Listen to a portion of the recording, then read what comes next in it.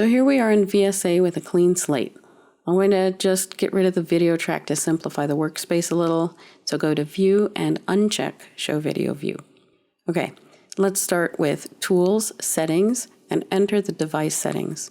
In my setup, the jaw servo is on pin 1 on the Mini Maestro, so I'll work with track 1.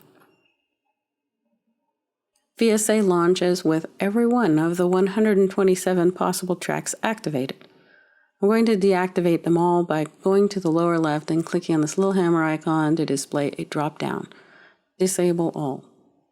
Okay, now I'll just activate the one track I'm working with here.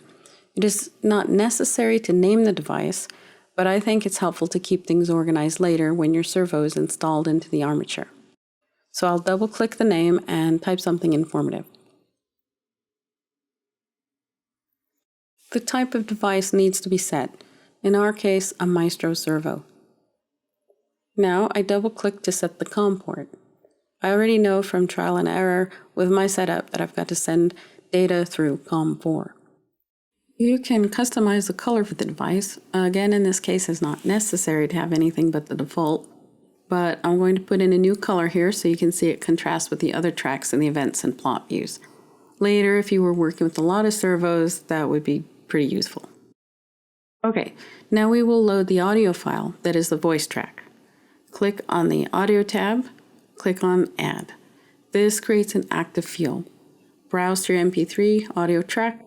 If you were adding multiple tracks for additional animatronic characters, you could do it here by clicking Add again, and as for as many tracks as you need. Or you could add sound effects or music the same way. But I'm just doing this simple startup for Wavemotion with one track, so I'll hit OK.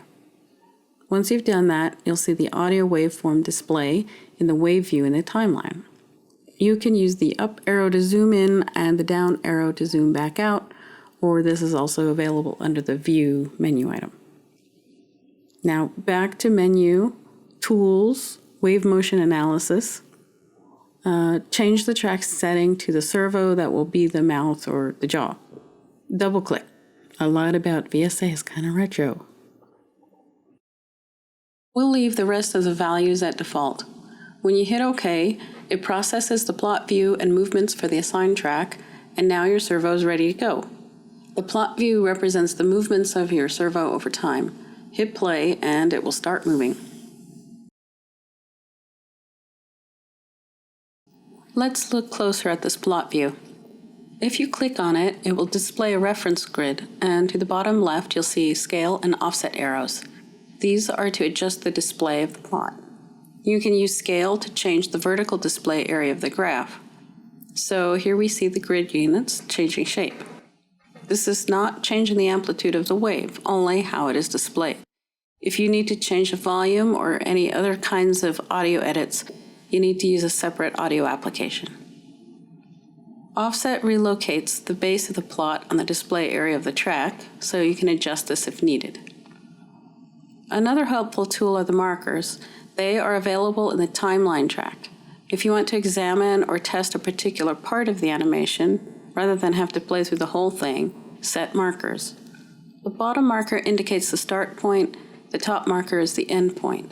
Once those are set, I can click on this arrow to play them from the beginning to the first marker, or this arrow which will play the segment between the two markers. All right, if you are still not getting movement from that servo, there's a couple of possibilities. First, obviously, check to make sure that you're getting movement, say, out of the event view. So you could program some linear event and then play it and then just make sure that the servo is responding. So if you do that test and you find it is, then the chance is pretty good that there's something up with the audio waveform itself. The threshold for the servos might be set too low, so they're failing to be triggered by the audio wave.